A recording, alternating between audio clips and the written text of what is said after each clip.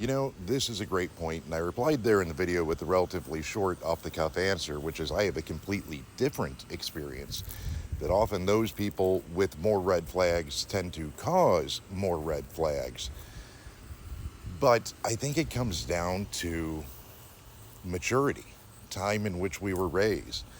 I and many of the people who agreed with the sentiment that I had, which is, not having red flags doesn't mean you're a red flag. It's because we were raised in a different time. We were raised in a time where if you opened your mouth and it wasn't right, someone was probably going to close it for you. Might have been our folks with a switch or a belt, might have been the kids on the playground. They don't do that anymore. It's not that we were raised in this horrible barbaric time or we were all from abusive households. It was just different. Definitely different than it is now. Now, a lot of the younger generation, they are a little bit softer, and not necessarily in a bad way, maybe, but they didn't have that same upbringing. They didn't have those same social constructs, those same social agreements. We learned what was socially acceptable through experience. We didn't have to walk in and say, hey, here's my rules and you must obey them. That happens way too often now. Back then, as you grew up, you learned what was acceptable and what wasn't. But that takes us to the other side of the coin, where I see a lot of younger players coming in and they want to set these rules and they want everyone to abide by their rules. And if you don't abide with their rules, you are a horrible person and they will try to label you. They don't have to accept your beliefs or your experiences, but you must accept theirs. I try not to get political, folks, I really do, but that's just the difference in the world we live in now. Older generation developed a thicker skin. We were a lot more accepting of things, and we also just learned what was acceptable and what wasn't. Now everyone thinks that they are the star of the story, and you have to acquiesce to them.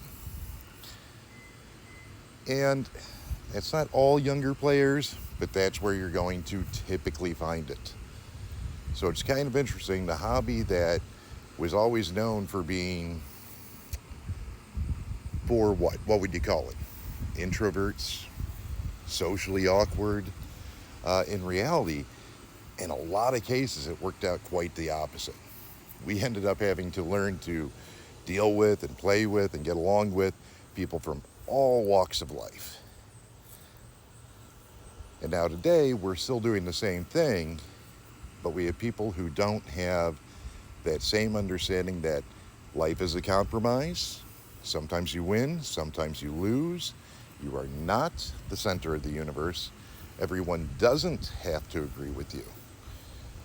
And what's really funny about that is a lot of these people feel that if it offends them, you shouldn't do it. But if it doesn't offend them, you should accept it. And in all honesty, these are the people that bring in some really, what would be considered social taboos into games. That's been my experience. There has been things brought in by these same folk who none of my other groups would have ever considered bringing in or discussing in polite company. So it is interesting, and it is anecdotal. I haven't done studies on it. I'm curious if there are any out there. And there's plenty of people who are going to jump up and say, hey, I'm wrong. No, your mileage may vary. I'm not wrong. That's my experience. Your experience may be different. That doesn't mean you're wrong. Neither of us is right or wrong. We just have different experiences. And we need to get back to where we are accepting of each other's experiences rather than forcing our experiences on others. Hey, until I see you again, remember to be well, be safe, and be awesome, both to yourself and one another.